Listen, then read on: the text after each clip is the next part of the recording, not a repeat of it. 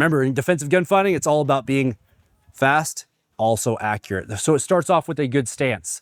Does anybody know what kind of stance you use predominantly whenever you're shooting? There's two main kinds, right? So there's the weaver, where if my target's this way, I'm gonna be bladed off towards it, and then I'm going to use what's called a push-pull, all right, in my grip. And so what happens here is that I'm always going to be canted off to the side, as opposed to isosceles, where I'm squared up with that target. My knees, hips, and shoulders are facing that target. This is going to help with a lot of things. So highest level shooters have gone to this one for multiple reasons. First, science, all right? But also it helps us to point with our bodies. So it means less off of our eyes and more off of our physical structure. So that's a huge help. Also, it helps with movement, wearing body armor, CQB, other things.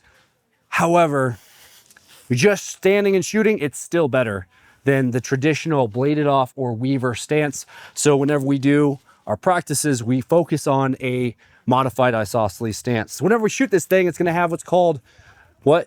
Recoil. Recoil, which is the rearward inertia of that gun. The other thing is, because we're gripping it here, you're gonna have a little bit of muzzle flip or muzzle rise right here, and that's gonna be controlled by our grip around that gun. So stance defeats recoil, grip controls muzzle flip. Those are two key aspects. For our grip, we wanna make sure we have as much friction, leverage, and tension as possible. Those are the three big things. Whenever you're practicing, you wanna make sure that's all in place.